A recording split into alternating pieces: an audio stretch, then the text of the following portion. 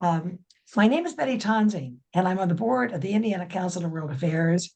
And I am very, very pleased to have you come and join us this evening. We have a really exciting program with Professor John Bosco about a topic that is pivotal to the entire world. Just a few things before we get started. I want to say thank you to Judy Hagan and to Ian McIntosh for finding you because you have written a seminal study and it is one we're very keen to hear about. Some of us have read it, and I'm glad they found you. You're the perfect person to present this evening. We look forward to that. And thank you especially to Judy and to Ian. I know that's a lot of work. A few things we did not see you in October, and that wasn't planned. We had a great program planned, and the speaker could not make it. And rather than just, we know you really expect really outstanding speakers. That's what we had. We thought, well, let's just delay a month. It feels like it's been forever since we've seen you. We launched, then we start. Now off we go again, and we have a busy, busy end of the year. The first week of December, we have a special program planned. We have at the Indiana Council, we do everything we can to include students. And we have a wonderful program, Academic World Quest. Thank you, Janet Harris, for doing that. She is the yeoman's task for that. And we are always thinking of other ways we can do that. We're going to have some students from Purdue University join us that evening in a special panel. It's all been produced by students. Thank you, Ray, for working with them. Ray Montagno is the president of our board. He has worked with the students who are preparing this for the Honors College at Purdue with a series of questions. And what they're going to take a look at is how do we feel about the leadership we have right now?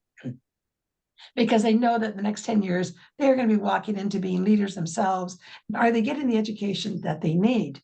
And then later on in December, around December the 14th, and we can thank Claire Collins for looking for us for a suitable place that we might invite all of you to come to our holiday party. And that will be at the Athens on 86th Street. So please come and join us. We would love to see you. Some of you come, and it's always a great deal of fun. And they're going to be kicking off 2024 in the month of January with the program that we had planned for October on religious extremism. And we're very excited about the speakers that we have. We have Dr. Rob Saylor, who's with the Christian Theological Seminary.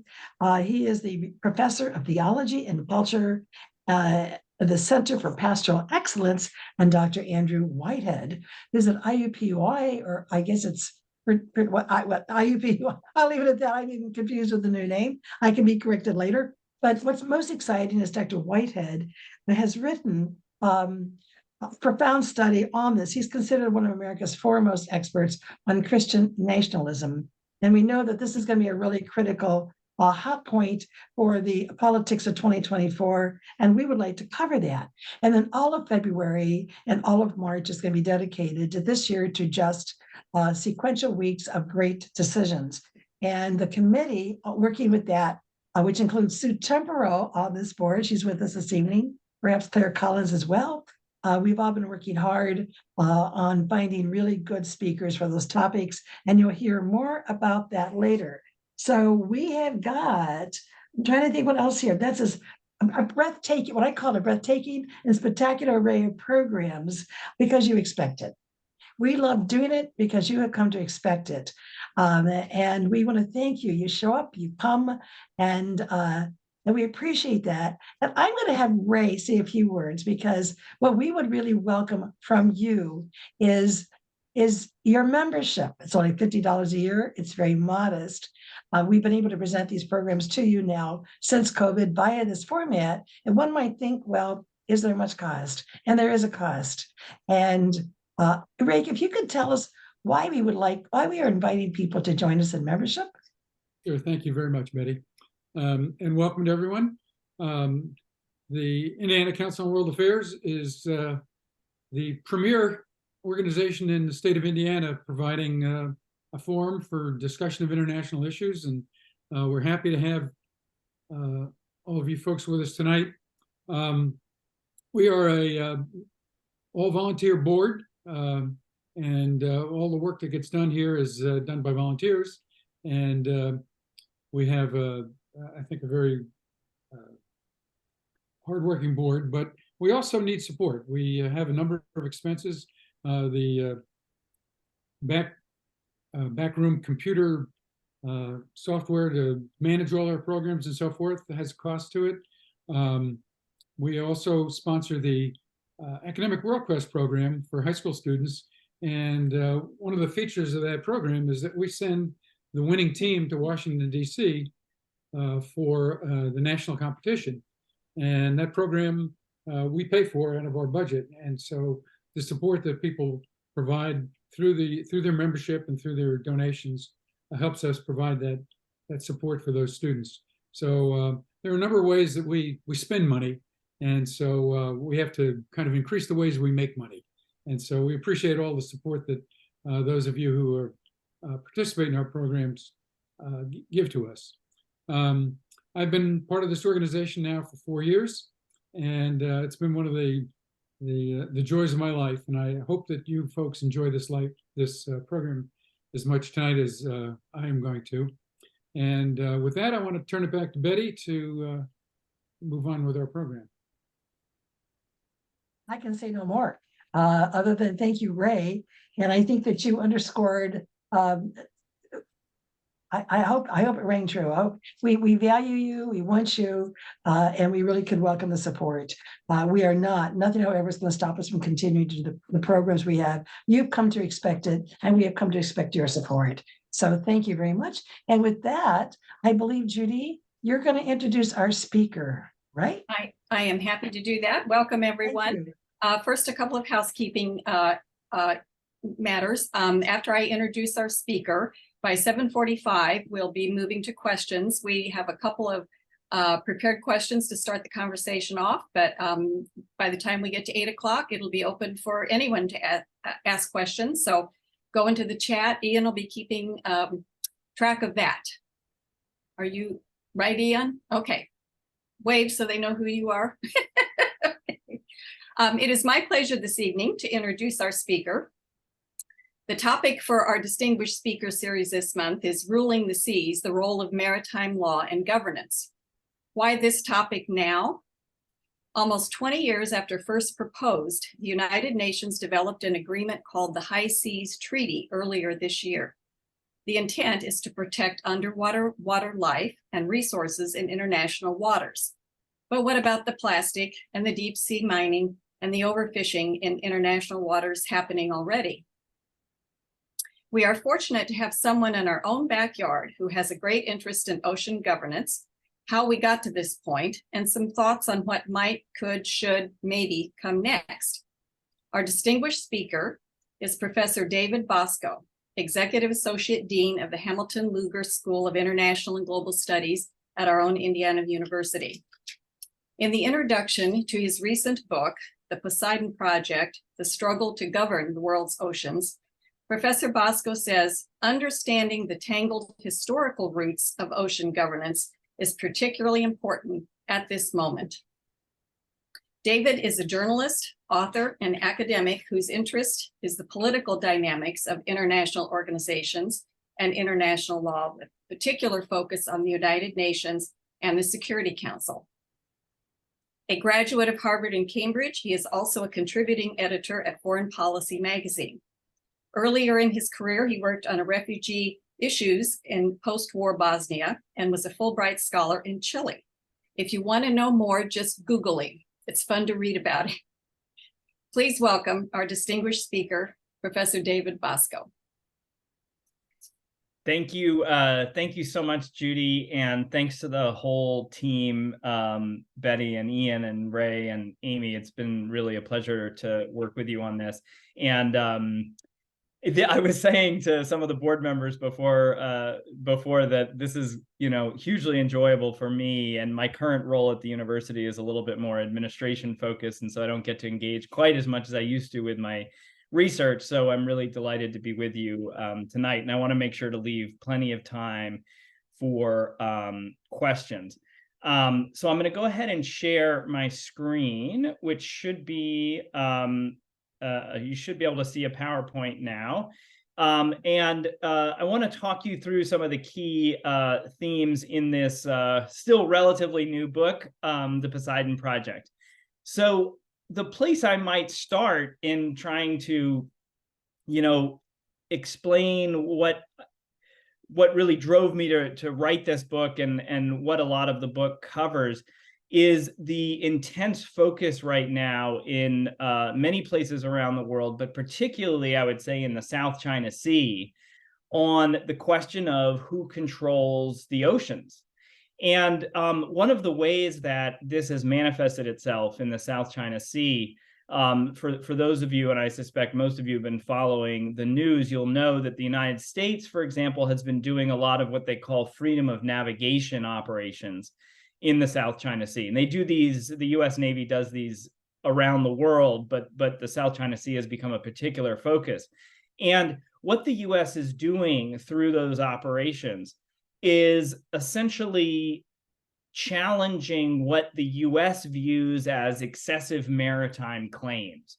So places where countries are claiming more of the oceans than the US believes is lawful. And the US believes in doing that, it is defending freedom of the seas.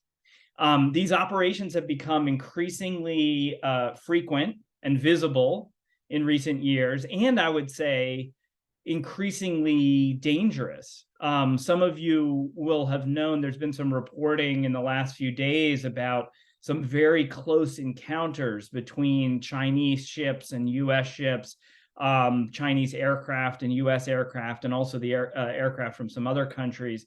And so there's a real friction out there, and a not insignificant possibility that you could have conflict develop. And really what's at the root of these frictions is claims about who owns and who controls the ocean. So I think understanding where that comes from is and kind of the history behind all this is really quite important. Just to give you an example, this is a statement that the US 7th Fleet made after one of these freedom of navigation operations. And you'll see there that the rhetoric from the US side is very much about trying to protect international law, trying to preserve the freedom of the seas. And the US puts out statements like this pretty much every time that they do one of these freedom of navigation operations. Now, in using that kind of rhetoric about ocean freedom and freedom of the seas, this is not something new in US diplomatic history. And in fact, what US spokespeople are connecting with is a pretty rich strain in US diplomatic history. So if we go back to Woodrow Wilson before World War I, talking about freedom of the seas as being sacred, and Franklin Roosevelt being even more kind of excessive, or not excessive, but in talking about freedom of the seas as all freedom being tied up in freedom of the seas, so that American history is tied up in this idea of freedom of the seas. So there's a real resonance here historically in terms of what the United States is saying about what it's doing in the South China Sea and US diplomatic history. So one way of seeing what's happening in the South China Sea then is the kind of latest iteration of a historical struggle between the desire of some countries to control ocean space, to kind of grab as much of the ocean as they can and claim it as their own, and the desire of other countries, with the United States kind of in the lead, to keep the oceans open, to keep them free for anybody to use. I think that is one way to view what's happening here. What I try to do in the book is not necessarily rebut that view, because I don't want to rebut it in its entirety. But what I do want to do is give a somewhat more complex picture that sketches out what the history of freedom of the seas is, how we got to where we are, and then, as Judy said, try to offer some tentative thoughts about where we may be headed and what the future holds. And I think the story is ultimately and kind of inevitably a lot more complex than you would get from the press releases. So let me give you a very short, and this is going to obviously be simplistic in the interest of time, but a little bit of a kind of thumbnail sketch of how we got to freedom of the seas. A lot of it goes back to the late 1500s, early 1600s, when the Dutch were doing their very best to break into the lucrative Indian Ocean spice trade.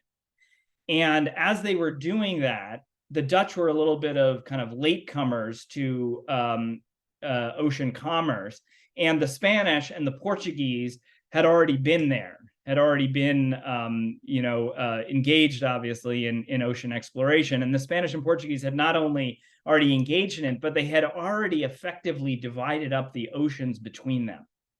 And this is the famous Treaty of Tordesillas between Portugal and Spain, with the Pope also playing a role as something of an intermediary here. But the desire here was to have Spain and Portugal, both Christian kingdoms, expanding without stepping on each other's toes, in essence. And so there was a line drawn out in the middle of the Atlantic. This side is Spanish, and the other side is Portuguese. This did not go over well, obviously, with the Dutch, who were not willing to acquiesce to the idea that Spain and Portugal essentially owned or could control access to the world's oceans. And the Dutch, after a series of incidents in which Dutch ships were harassed, Dutch sailors were imprisoned, they decided to strike back against the Portuguese. And they did that by seizing the Santa Catarina, which was a Portuguese vessel loaded up with spices. And they sailed it to Amsterdam, and they auctioned off the contents for a rather hefty sum. And at that point, I think my reading of the history is a bit of panic set in Amsterdam, where the Dutch realized we need to come up with a legal argument for what we just did and why it was acceptable. And the legal argument that they ultimately came up with was done through the work of Hugo Grotius, who was a kind of prodigy, a Dutch legal prodigy, who was, I think, all of 21 or 22 years old at this point. But he wrote up a publication, what became known as Mare Liberum. And it was a pamphlet produced, which made the case in a way that it really hadn't been made before, for ocean freedom. That it's just not right. It's not in accordance with natural law, Grotius said, for a country to be able to claim the oceans. And so Grotius's account was really very influential, and it kind of made the rounds in Europe. And it sparked a big debate, really, about the legal status of the oceans and whether they could be owned by countries. At this point, it might be worthwhile to kind of give a simplified version of what we mean by and what Grotius meant by freedom of the seas. What he meant was, it's not right for countries to be able to appropriate ocean space. The oceans are, said Grotius, by their very nature, open for everybody to use. So it's not right, and it's not in accordance with natural law for countries to control the oceans. And that means that countries then should be able to navigate freely. They should be able to use the ocean's resources freely, including, at that point, they were mainly talking about fishing, that everybody should be able to fish. Nowadays, we would also talk about things like the freedom to conduct research.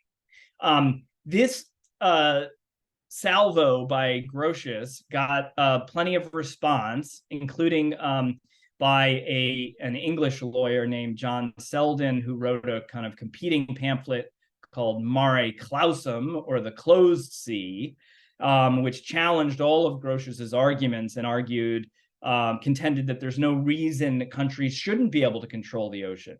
If they can claim land, why shouldn't they be able to claim ocean space? So that was essentially how the debate played out, and it was known as the Battle of Books between these two pamphleteers.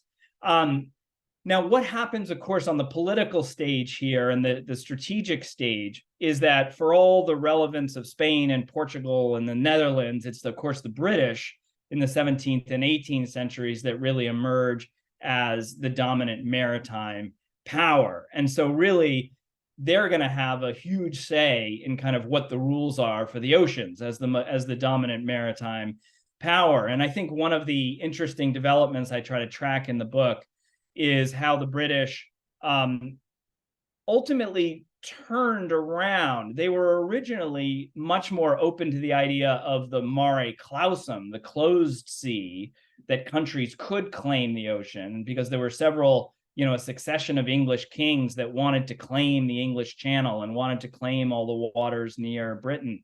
But over a period, and really it's in the early 1800s that this happens most decisively, the British decide, well, we're not sure about that. We actually think Grotius was right in a lot of ways. And the British kind of retreat, actually, from a lot of their ocean claims, and they become actually exponents of the Grotian view and see themselves as the leading maritime power, as defending freedom of the seas. So it's a very, very interesting historical moment when the British are kind of at the height of their power, when they could have, probably said the English Channel is ours and nobody else can go there. But instead they say, no, we're not going to claim the waters near us because we want everybody to be able to use ocean space.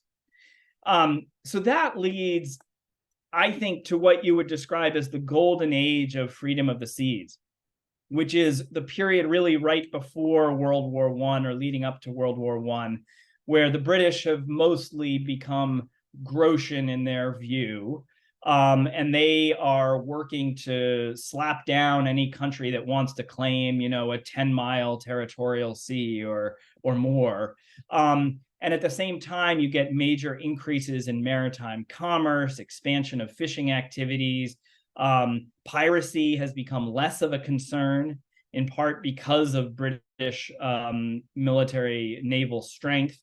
And so this is the period, I argue in the book, that where we really can say freedom of the seas was kind of at its peak. Now, what I think is interesting, notwithstanding the rhetoric that you hear today about freedom of the seas kind of being a constant, it actually, I think, historically has started to crumble from that point on.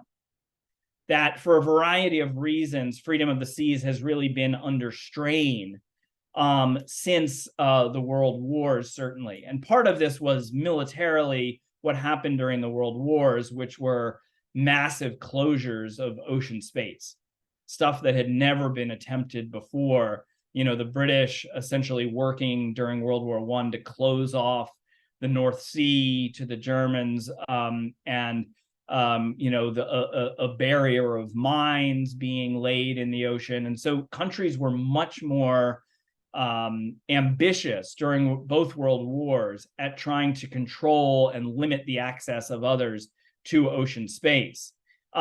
Just a word on World War II, of course, and in World War I, we had unrestricted submarine warfare. We had free fire zones where countries said essentially any vessel going through this area is liable to be sunk, all of which was in tension with the previous understanding of what freedom of the seas meant. Then there comes a really important point right after World War II, and here Harry Truman is the key player, where the United States, which is just emerging as really the dominant power after World War II, decides on its own unilaterally to expand sovereign control into the oceans in a couple of interesting ways. One of which had to do with the continental shelf, right? So that kind of underwater prolongation of a continental landmass, the United States said, we control our continental shelf. No country had really made this claim before, but now the United States was saying, it could be out to 200 miles from our coast, but we control that continental shelf. And the United States made other claims more related to fishing, that essentially said, we have the right to be involved in fishing and regulating fishing even well beyond our coasts. So these were ambitious claims. And a lot of other countries said, well, fine, if you're going to do that, we'll do that ourselves. And so a lot of Latin American countries, for example, responded to the Truman proclamations by announcing 200-mile territorial seas. And so now what you're seeing in this period of the early 1950s into the 60s was a real unraveling of the Grotian idea, because the Grotian idea had been, it was only a really narrow band near the coast, and 3 miles was the kind of traditional limit. Only that in that narrow band could the coastal country control the oceans. Beyond that was the high seas, and that was open to everybody. Now countries were claiming huge territorial seas, which were putting, if you believe those claims, which were putting a very significant part of the oceans under national control. A big part of what was going on here, of course, was the desire for resources. The possibility of offshore oil drilling was just becoming understood, and that was certainly a big motivation for the U.S. in making its own continental shelf claim. And so countries are being lured out deeper into the ocean in terms of control by resources, also by fishing and the desire to control natural resources in that area. The other thing that I think happens, which is important in this kind of unwinding of the freedom of the seas, is decolonization.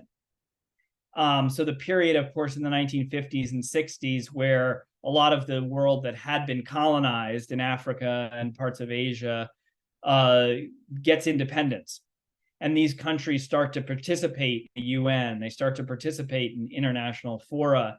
And when it comes to ocean issues, a lot of them are pretty skeptical of freedom of the seas, because they see it largely as having been the construction of the colonial powers, right? It was the British who, and then of course the Spanish and the Portuguese, but they don't really assign blame very specifically. They just tend to see the freedom of the seas as having been created by the colonial powers.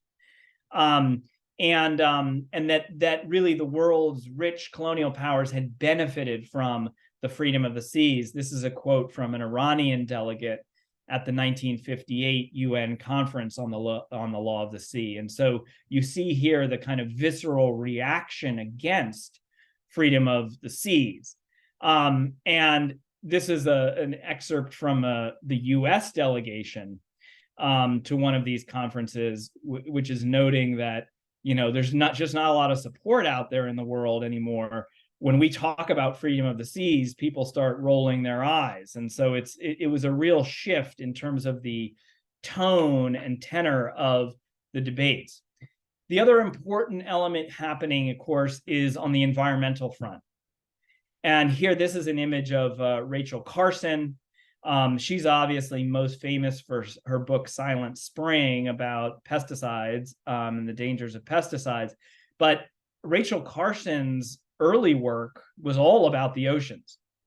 And it's very interesting if you look at Rachel Carson's work, say from when she started writing about this stuff in the early 1950s to right around the time when she passed away in the early 1960s, her whole tone had changed regarding the oceans. Early on, it was all about how wonderful the oceans were and how pristine and, the amazing vitality of life in the ocean. By the end, she's very concerned about humankind's, the possibility that humanity might destroy the oceans. And that, of course, is one manifestation of a broader trend toward concern with environmental issues, and particularly the ocean. It's not long after after Rachel Carson dies that Greenpeace gets started. And Greenpeace is, of course, a very famous kind of advocacy group for the health of the oceans and for marine species. So what we end up with then is all of these pressures on freedom of the seas, all of these objections to the traditional doctrine, and a lot of chaos in terms of what countries are claiming, what the rules are, etc. And we enter a very prolonged period of negotiations, which went on for most of the 1970s into the early 1980s. And we finally, at the end of that process, end up with an enormous, complicated, wordy compromise, which is the so-called UN Convention on the Law of the Sea, and or as it's known in the kind of specialist circles as UNCLOS. And the convention tried to bridge this gap between the traditional freedom of the seas view and the competing view that countries should be able to claim a lot more. What you get is a territorial sea now that instead of the traditional 3 miles goes to 12 miles. So a quadrupling of the territorial sea. And even probably more importantly, you get an exclusive economic zone, which goes out to 200 miles from the coast. So 200 miles from the coast, the coastal country has the ability to control any economic uses of the ocean. So that means fishing, resources, oil, gas, that's all under the control of the coastal state. So that was a big change. Beyond that, you then have the high seas. Okay, but the high seas is now a lot farther from the coast than it used to be. Okay, so this is, there's obviously a lot of detail in the UN Convention, but I'm trying to give you the, the basic outline of this agreement. So freedom of the seas exists in a reduced form, but we have a very significant sovereign expansion into the ocean. And we also have introduced the idea that the oceans in some ways should be considered the common heritage of humanity, which is a different idea. It's the idea that kind of all humankind owns the oceans in some respect. Now that's a very vague principle, but it is notable, and I'll have a little bit more to say about that as we get into some of the specifics. But I think where the book tries to maybe make its kind of intervention into the debate is to ask whether this framework that we have now, the UN Convention, with its kind of compromise, whether we've reached a stable equilibrium between, the idea of ocean freedom, but also concessions to the desire of states to control more of the ocean. And the short answer is I'm not sure that we have reached a stable equilibrium. I'm not sure that this is really going to be the stopping point of where, of where we are with ocean governance. There's plenty of friction already within the UN Convention framework. So, countries, for example, have to draw baselines along their coastline to try to smooth their coastline out and make it easier to then delineate where the territorial sea is. And countries play all sorts of games with drawing their baselines. They kind of draw them in such a way that more and more of the water near the coast becomes internal waters. There's conflicts between countries about, how do you delimit maritime zones, right? Like if you're extending a line out from the coast, where does one country's exclusive economic zone start and where does another's stop? There's also questions about the continental shelf. One of the elements in the UN Convention was an acceptance of the Truman proclamations, basically saying, yeah, okay, countries can control their continental shelf. But what about a continental shelf that goes out 350 miles into the ocean? Does the coastal country get to control all of that? There's a process in the UN Convention for trying to deal with that, but there's also plenty of friction. So how solid is the ocean governance framework that we have. I think there are reasons to think it's not perhaps as solid as some international lawyers would hope. Why? Well, number one, the United States is still not a member of the UN Convention. So the leading maritime power in the world has not signed on to the convention. This is, of course, despite the wishes of several presidential administrations, both Republican and Democratic, and the wishes of leading U.S. military personnel, admirals and generals who would like the United States to join the UN Convention. But it's never been able to get through the Senate. And I don't see any sign that Senate approval is imminent. So that means the US, the most important maritime power, is not a part of many of these key institutions for ocean governance. And that is a problem, obviously. But another maybe more fundamental reason that the current framework may not be stable is that the pressure for ocean resources is just growing. And so both the pressure for ocean resources, but also the ability of countries to control ocean space, both of these are growing. So countries have increased incentives to claim more of the oceans or the undersea resources, and they have a greater ability to control. And here it's really fascinating to look at what's being done with underwater drones and sensors. There's just a lot more that a well-resourced coastal country can know about what's happening 300 miles off its coast than it ever could in the past. And that may mean, you know, a real temptation to try to control what's going on 300 miles from the coast.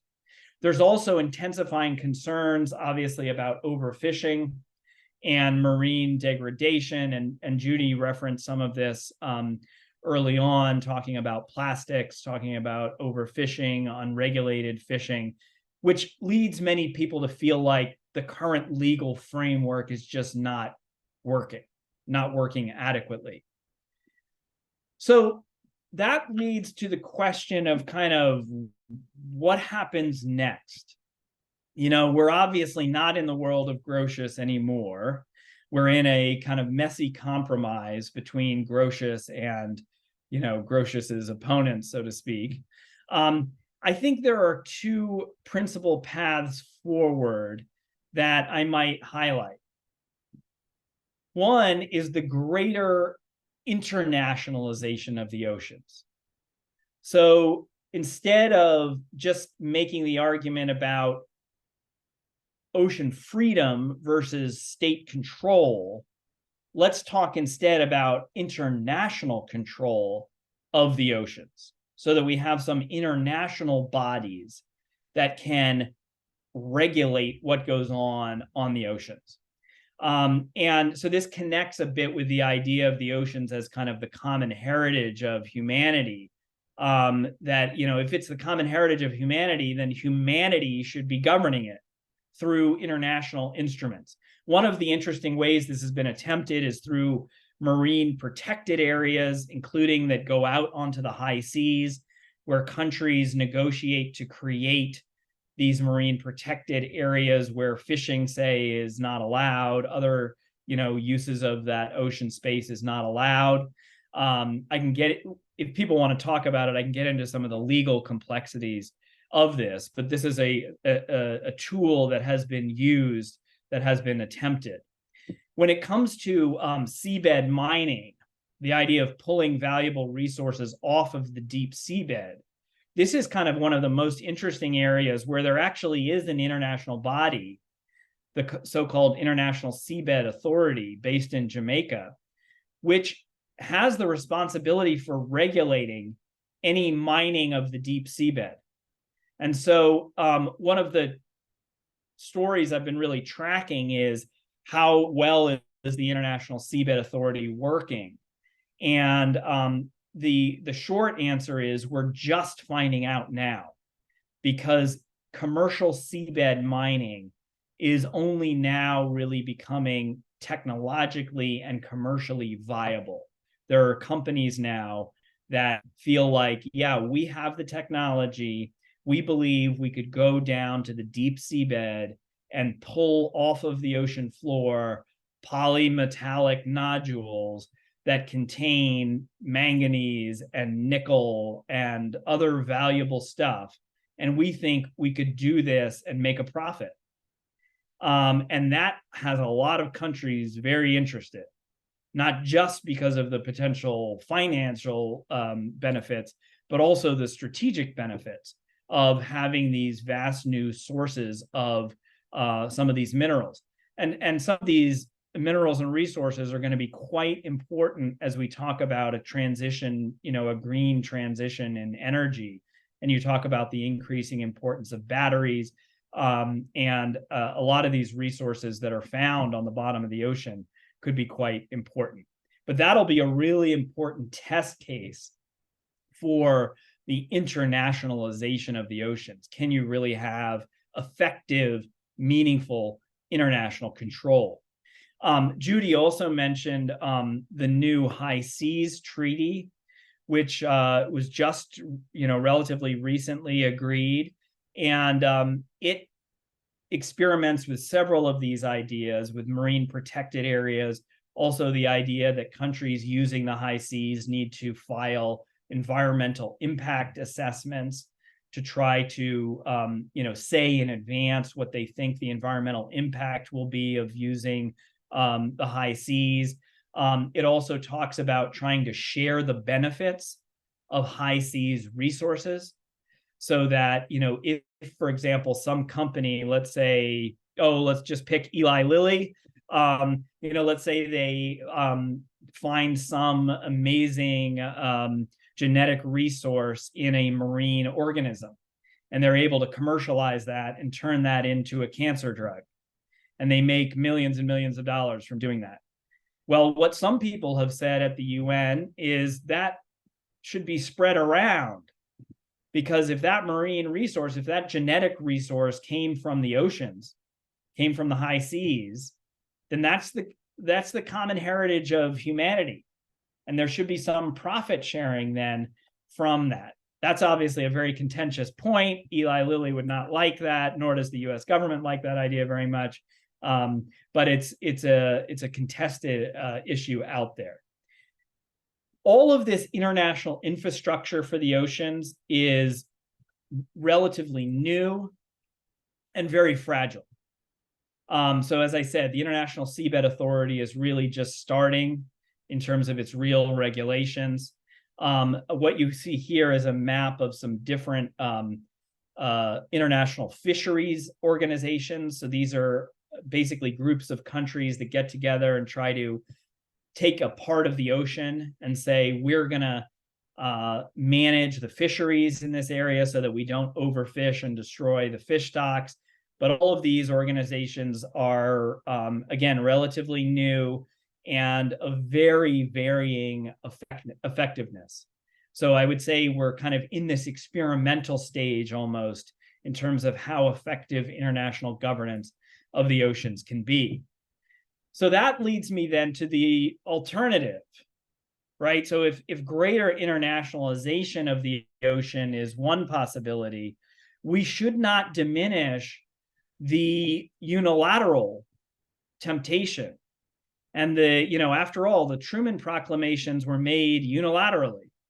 So why shouldn't other countries now, why wouldn't other countries unilaterally make big ocean claims? And that brings us back then, I think, to the South China Sea, because I think what China is doing in the South China Sea is more or less saying, yeah, we signed on to the UN convention, but when it comes right down to it, we think we should be able to control the South China Sea.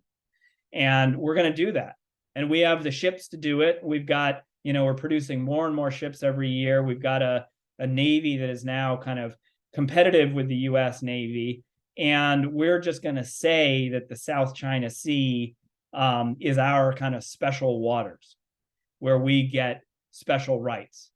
And we don't care if an international tribunal says we're wrong, as one did in 2016, when the Philippines said, we don't think these claims you're making are consistent with the UN convention. And it the top image that you see here is China's response. So the lawyers on the left-hand side of that image are from the Philippines. That empty table on the right is where China's lawyers were supposed to be. China didn't show up.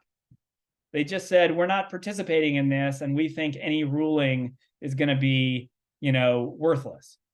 And so that's kind of where we are on the South China Sea right now, is a unilateral claim by China, which is contested, but might well end up prevailing. I do have to talk about the Barbie movie just for a second. One of the, I don't know if people followed this drama, but just to show the sensitivity about China's claims in the South China Sea, the Barbie movie had this image, this little kind of stylized world map on the screen. When I went to see the movie, I was so obsessed with seeing this map that I got distracted from the rest of the movie. It was only on screen for about 5 seconds. But if you see near Asia there's a kind of dashed line. And that led, I think it was Vietnam, to actually ban the Barbie movie, at least for a while in Vietnam, because they thought the filmmakers were subtly endorsing China's claims to the South China Sea. Because one of the ways that China makes its claims is through what's called the 9-dash line, which is a line that goes through the kind of South China Sea. And so there's obviously intense sensitivity in the region to the claims that China is making. China is not alone, and I'm just getting close to wrapping up here because I want to make sure we get to questions. China is not alone in talking about claiming more of the oceans than international law allows. Turkish leaders have talked about a blue homeland that is very vague at this point, but presumably would involve expanded Turkish control of both parts of the Mediterranean and parts of the Black Sea. Several South American countries have kind of vague, ambiguous concepts, but essentially to kind of special concern for the oceans near them, even beyond the 12 miles and even beyond the 200-mile territorial sea. So there are several countries that would, I think, if the framework started to fall apart, would be quite willing, perhaps even eager, to claim more of the oceans. So I pose then, and this is just my closing remarks, I pose then this question of how stable the current framework is for the oceans, and whether we might end up in a very different place ultimately, either through increased internationalization of the oceans, or perhaps through some kind of unilateral moves that really shattered the legal framework we have today. And that is where I will stop talking and be delighted to take questions. Thank you so much, David. Much food for thought there. Wonderful. Wonderful. So in the lead up to our session, we did some brainstorming and we came up with a few questions amongst ourselves and the board and yourself, just to get people thinking about the issues a bit more deeply. So I want to ask a couple of those before we open up to general Q&A, which people can put into the chat. And then I'll call upon you to ask those questions. But David, first thing, our oceans are under extreme stress from pollution, overfishing, and climate change. Would it make sense in environmental terms for countries to control much more of the ocean than they do now?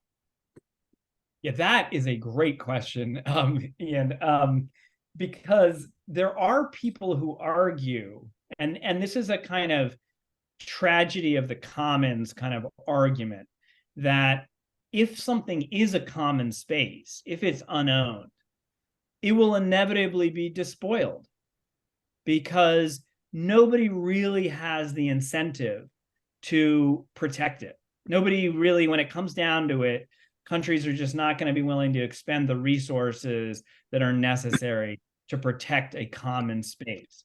Whereas if we really got serious about it and divvied up the oceans between different countries in a much more expanded way, their incentives would be presumably, to really protect that part of the oceans. So there is a certain kind of basic logic to what you're suggesting, which chimes in with this notion of the tragedy of the commons. And just to add on to that, when we talk about these marine protected areas, for example, so countries, let's say 15 countries get together and they negotiate a marine protected area near Antarctica, as they have. Who's going to enforce that? Are these 15 countries sending ships to do that? Not really. And so there's not really, it's the same dynamic. The dilemma is, how would you do this? How would you kind of split up the oceans more between countries? And could you be sure, could you even have a reasonable amount of certainty that all of the countries that would get an increased portion of the oceans would be able to do that protective work? Because there are countries with huge coastlines, but very limited resources.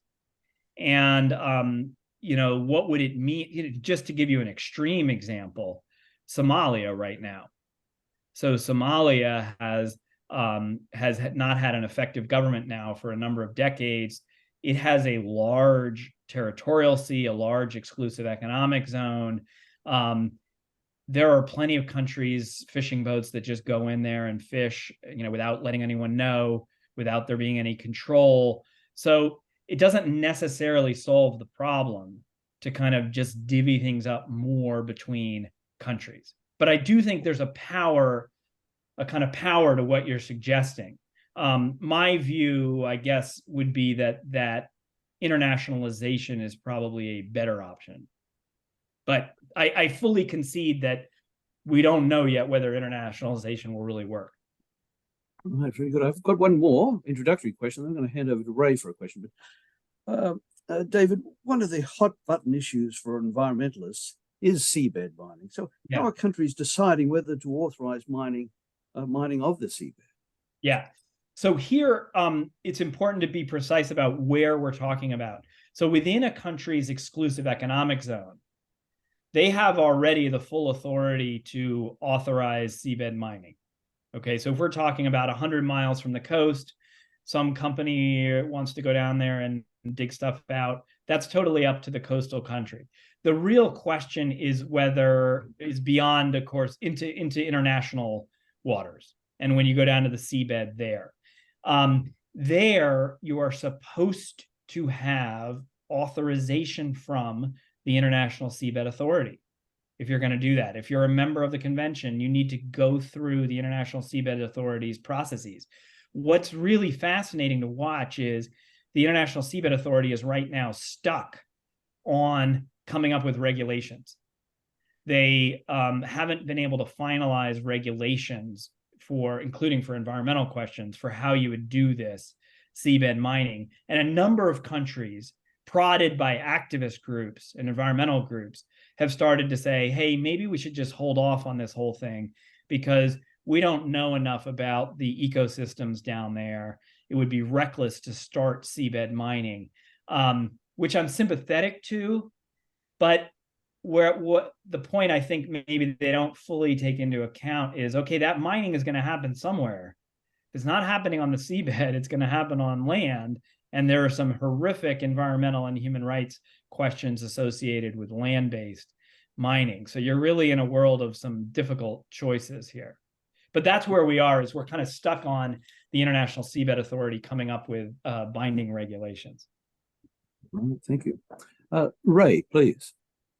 Good. Thank you. David, I really appreciate your presentation tonight. It was very informative. For me, it raised a lot of questions. And so what I have are, we talked about South China Sea. What are some of the other hot spots, I guess? Maybe some of them are cold spots where there's some conflict, I guess, in the Arctic, what's going on up there with the melting of the sea ice. And maybe what are some of the other places that are kind of really going to be in the news in the next couple of years over these rights? Yeah, that's a great question. So yes, the Arctic for sure. And in the Arctic, we've got a couple different dynamics going on. Number one, you've got several countries who have put forward claims to an extended continental shelf in the Arctic. So that idea that their continental shelf goes out beyond 200 miles, and several of those countries, including Denmark, Russia, are working through the UN process to try to get their claims have the kind of UN stamp of approval. So that is kind of in process. But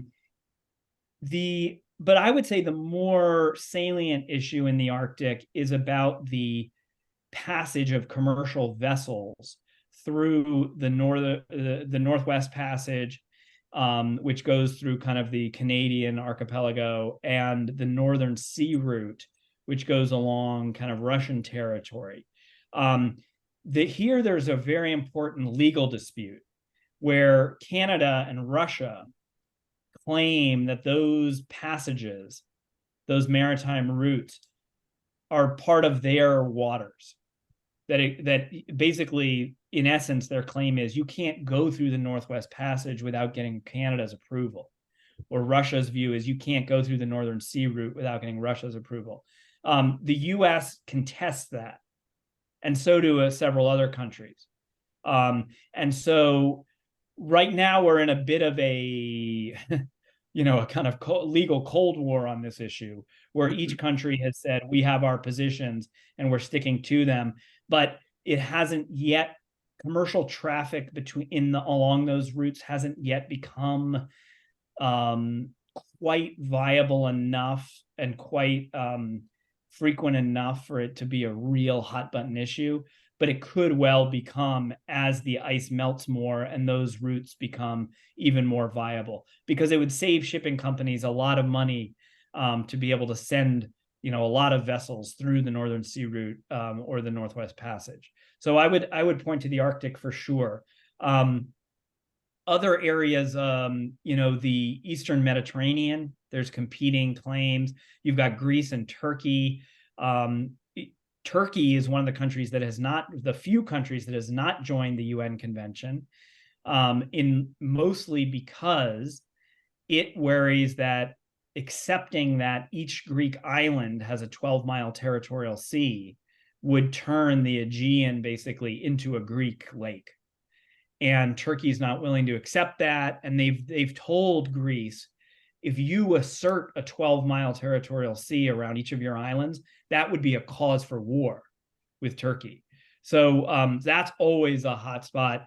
And then you've got various straits, areas, obviously, that connect larger bodies of water, the Strait of Gibraltar. The status of Gibraltar is between the UK and Spain. I did some research down there not long ago, and that is still a very contested issue between the UK and Spain, and it has implications for control of the Strait of Gibraltar. So I might highlight those in particular as areas where there could be real friction. I mean, the other one is not far from the South China Sea, but the East China Sea.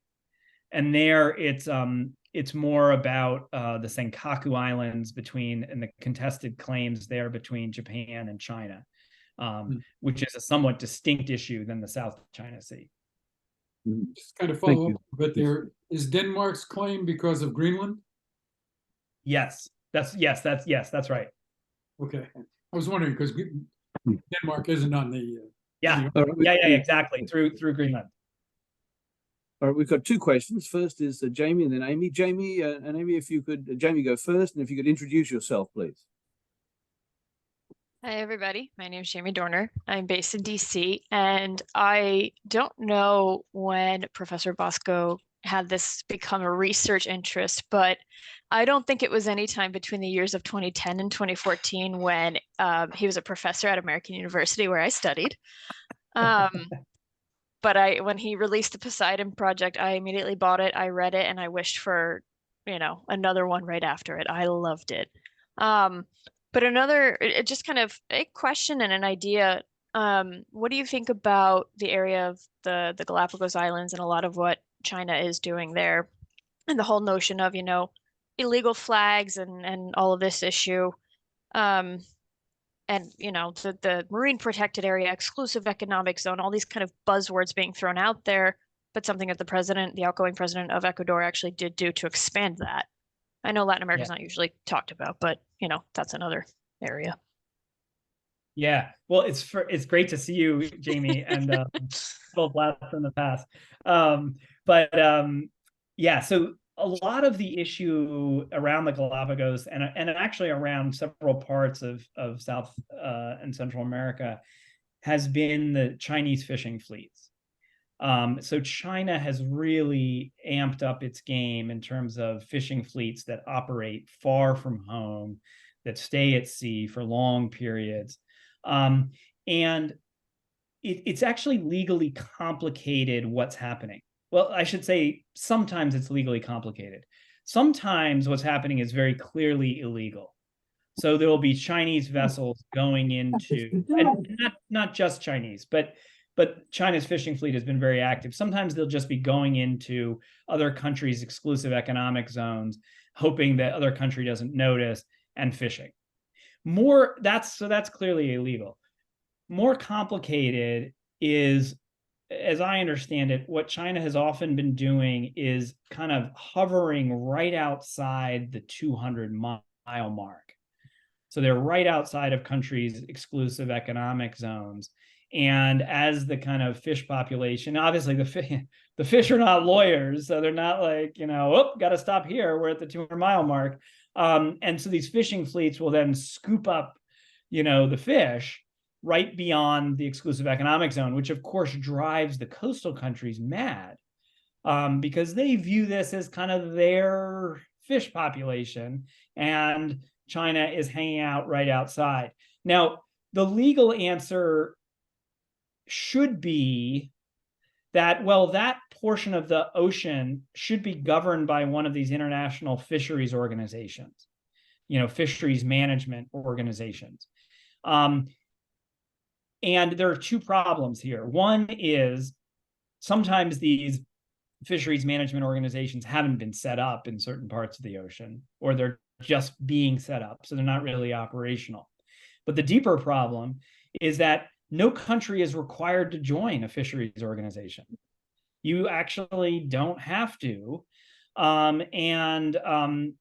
So that means a country could say, yeah, fine, I recognize that you all created this fisheries organization, but I'm not a member. Or a country that has joined one could use, as you were alluding to this, Jamie, a flag of convenience.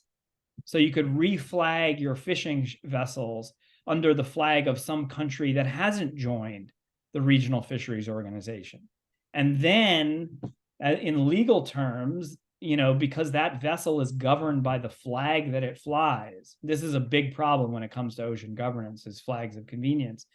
And that country probably doesn't care much whether this fishing is happening, and certainly doesn't have the resources to go out and police it. So that's a big problem. Now, I don't want to be totally gloomy about all this, because when I talk in the book about some successes that these regional fisheries organizations are having. So, there are times when they are able to fairly effectively monitor what's going on, and they negotiate about what's a sustainable fish catch. And then we parcel it up among the different members. And, all of us will send some Coast Guard vessels to monitor these waters. And maybe we can put political pressure on countries that haven't joined the regional fisheries organization to do that. So it's not a hopeless picture, but it is a picture of kind of very spotty international governance. Is that helpful, Jamie?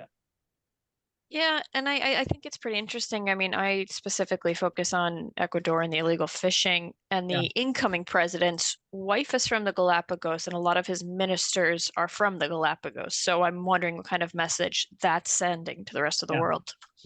Yeah, and I need to keep up to speed on did you feel like there had been some changes recently that?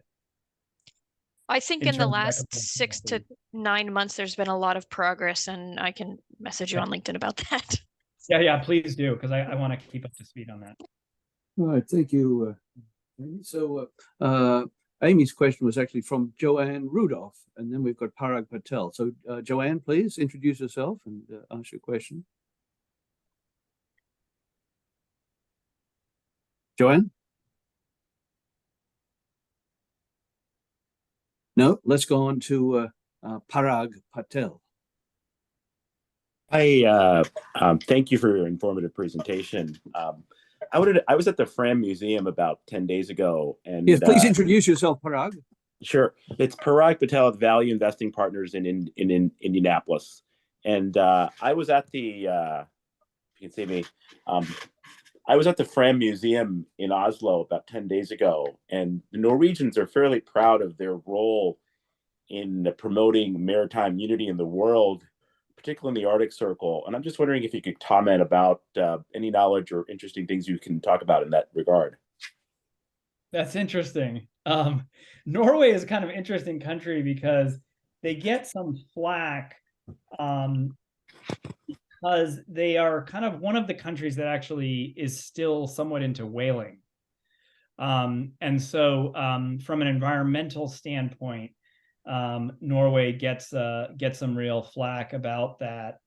Japan, of course, is another country that's very interested in continuing whaling operations. And I should say that connects with some of the history here, because one of the early attempts to have kind of international governance of the oceans was around whaling. The International Whaling Commission goes back quite a ways in history. It really was a response to the kind of industrialized whaling that became possible, and the understanding that, wow, if we don't have some regulations here, we're gonna wipe out the population. So Norway's record is a kind of mixed one, I would say. They are also quite interested in offshore resources, oil and gas. But yeah, I think they have been very active on the Arctic, and there has been created an Arctic Council, which is a newish international organization that tries to manage diplomacy and environmental governance in the Arctic.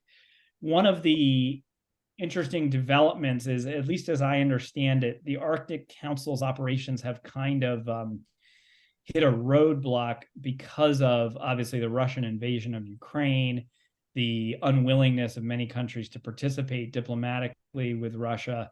And so my sense is that the Arctic Council is kind of on a bit of a hiatus right now. But yeah, Norway certainly seems, they're always very interested in multilateral processes and international governance. They definitely see themselves as, as big in that space. And one of the amusing things, I am somewhat active on Twitter or X, I guess. And one of the amusing things is that I have a good number of followers in Norway because of this interest in multilateral affairs and governance processes. Can I say one thing as well? Can you hear me? Yeah.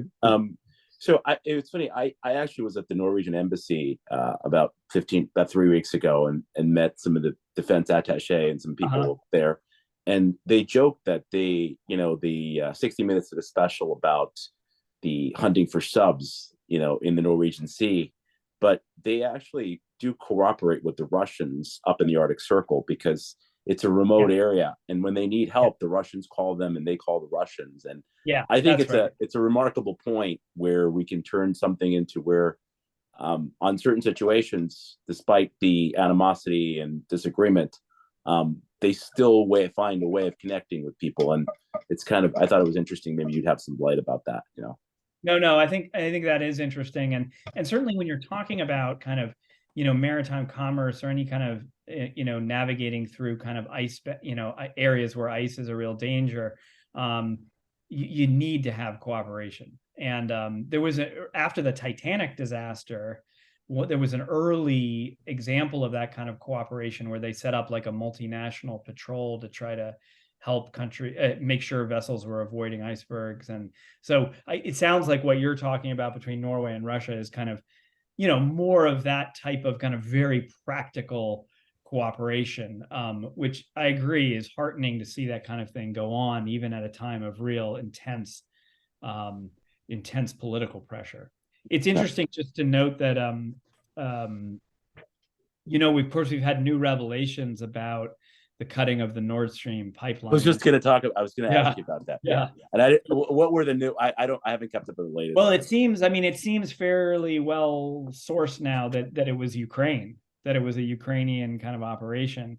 And, maybe 30 years from now, there'll be some expose about whether, the CIA was involved or not. But as far as we know right now, it was some kind of very ambitious, secretive Ukrainian operation. I mean, just to take your point in terms of the CIA involvement, I don't think they have any mandate to destroy commercial assets abroad. I mean, that would be totally against everything they talk about.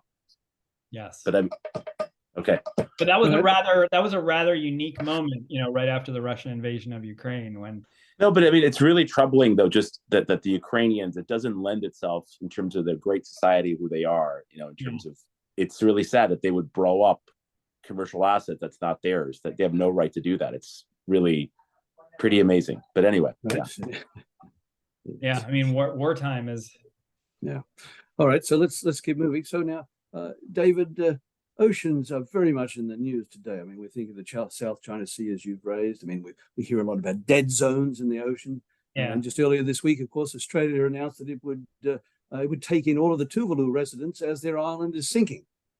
So let's look at the bigger picture here. What is going to be the impact of this new treaty on the high seas? Yeah, that is a very good question. I have on my desk the kind of printed out version of the new High Seas Treaty, which took so long to negotiate. And I have to say, going through it, there is so much wiggle room and so much ambiguity and so many areas where countries essentially couldn't agree on more definite language. And so they ended up with kind of a mishmash of different things. So I don't have huge expectations that it's going to have a kind of immediate or seismic impact in terms of governance of the oceans. And first of all, we have to recognize, it's not even in force yet. It won't be in force until I think it's 60 countries have to ratify, and we're a ways away from that. So it will be, probably a period of several years before that agreement is in force. I think what it will do, though, and this is going back to my more optimistic vision I was trying to sketch out a little bit with Jamie, is, it tilts the balance of kind of international expectations, right? So it's no longer, you can't really say any longer, oh, this is the high seas, I can do whatever I want. That is not a sustainable position. Arguably, it wasn't even a sustainable position after the UN convention, because there is some vague language in there about protecting the high seas. But it's certainly not sustainable after all these countries have gotten together and drafted a new agreement on the high seas. So it will move the needle in a gradual, but I think still significant way toward the idea that the international community has a stake in the oceans, and that the international community will be a player in some way or another in governing the oceans. So I guess that's the kind of optimistic take on it. Yes, thank you. We do have Joanne Rudolph's question.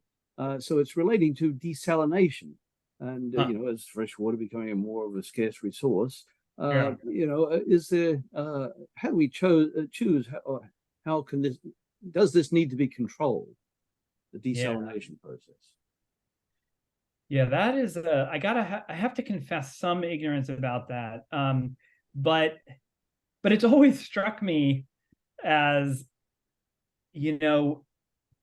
potentially like an important part of the solution set as we think about problems. We've got rising sea levels and we've got shortages of fresh water. Couldn't desalination be an important part of the solution, at least on some kind of localized basis? Israel, of course, has done a lot with desalination. My rather limited understanding of it is that it ends up being quite expensive and energy consuming. And I don't know, Ian, you may know more about this than I do, but I think it's quite energy intensive and expensive. And so I don't know that it would be really a scalable kind of solution. I expect in some very limited circumstances it will be used. But that question about whether these kinds of things should be regulated is a really interesting one, which gets to a broader question about kind of the regulation, say, of maritime research, and what experiments you can do on the high seas. And one of the episodes I talk about in the book is, you know, there's been out there the idea that if we kind of seed the ocean with iron, that we could really help with climate change by capturing a lot of CO2. That, you know, the oceans could actually become like a sink in a sense for CO2. And so there was this kind of famous, you know, research trip where they went out and spread a bunch of iron ore in the ocean, and it kind of had this very dramatic visual effect. And so there have been scientists who've talked about, well, if we think about what are kind of emergency measures to deal with climate change, might not ocean fertilization as a way of capturing CO2 become part of the solution? But that then obviously gets, you know, all sorts of questions about, well, if you did this at a large scale, what would be the impact on the ocean environment? And there's not a whole lot of regulation or very clear regulation about experimentation like that on the oceans. And there's been a little bit more, and the International Maritime Organization has gotten active. And obviously this new High Seas Treaty would suggest that you need to do a very serious environmental impact assessment before you engage in anything like that.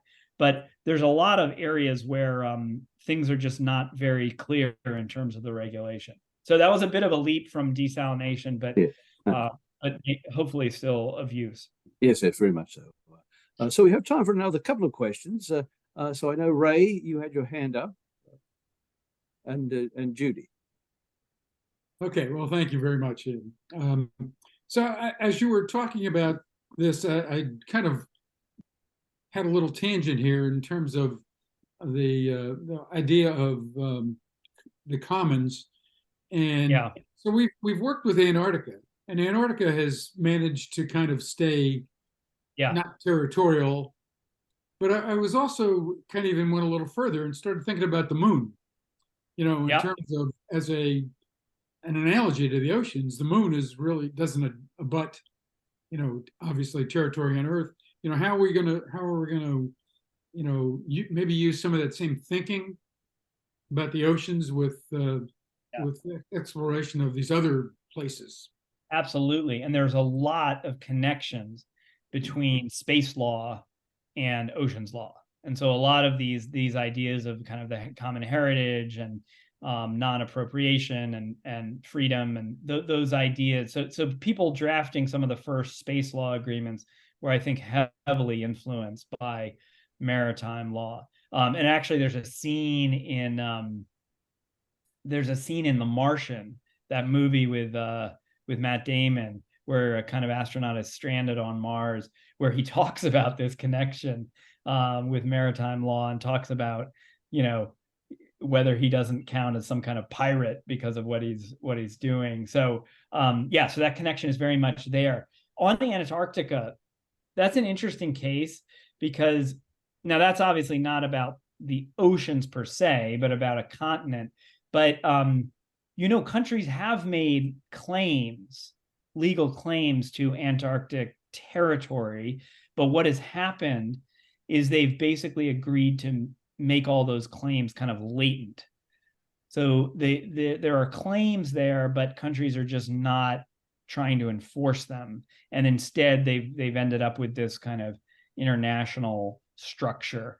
So I agree with you. Antarctica is a really interesting. But when it comes to the moon, you know, there is an international agreement that says countries can't appropriate the moon. They can't try to make it their territory. You know, we're a long way off from, I think, it becoming a real temptation for countries to do that. But the same question, I think, would arise, which is how strong are these legal structures and these legal prohibitions going to be when it starts to come up against really powerful state interests? Because we certainly see in the South China Sea that if the state interest is strong enough, countries are not going to necessarily be dissuaded by the international legal framework. I would mention one thing on the South China Sea, if it's all right, Ian. I might just say that one of the interesting things to think about in the long run with China is whether China's view on maritime questions might not change in the future. Because China now, I think, still conceives of itself in some important respects as a regional power. And so it's very important to China to have, special rights in the South China Sea. But if China continues on its trajectory toward being really more of a global power, where it thinks about access to ocean around the world, it could, in theory, go through a kind of similar transition to the transition that Britain went through, right? So Britain went from being very much attached to the idea that we can claim local ocean space, to being much more Grotian in their framework, much more protective of freedom of the seas. And I think it's not impossible to think that China 20 years from now, with a global navy, worried about access all around the world, might not be a lot more persuaded by some of the freedom of the seas arguments than it seems to be right now in the South China Sea. So I don't know. I mean, that's just a speculation, but it's important to recognize that countries go through different phases in terms of their relationship with the oceans and how they view the oceans. Very interesting. Thank you. Judy. I had two questions. One was more serious than the second one, but the first one is, so who is doing the best deep ocean research about mining? Or is it going to be, after accidents have happened? And that is a good question. There have been, scattered kind of groups of scientists that have done things like, done experiments where they try to assess what happens after, say, you trawl a portion of the seabed, and how long does it take for microorganisms and the kind of ecosystems that are down there to recover. And so I've seen and read some of the scientific papers on that. I'm trying to think if there's a country or even a kind of university that I would say is kind of the leading source for that. And nothing's kind of immediately jumping to mind. As you can imagine, Judy, the challenges of doing that kind of research are immense. It is just so hard to kind of get sensitive instrumentation down to these depths and be able to really gather data. And that's kind of part of the point that the environmentalists make, is we don't know. And so we shouldn't be doing this kind of mining if we don't know. A lot of people would really hope that the International Seabed Authority would be the one marshaling the resources and the initiative to kind of get this research done. And one of the criticisms of the International Seabed Authority is that they see their mission much more as kind of getting commercial seabed mining going and kind of having a framework for it than protecting the deep seabed. That they're kind of tilted because they're skewed, because honestly, as an organization, their interests are in seabed mining happening, because financially the organization benefits. It would get revenue from seabed mining happening. So some of these environmental groups argue that the Seabed Authority is not unbiased. It's tilted too much toward commercialization of seabed mining.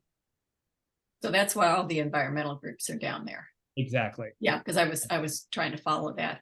My second question was a little more flippant, like who's going to pick up the trash? You know, with all the plastic whirling around, who wants to claim that part of the ocean? Yeah.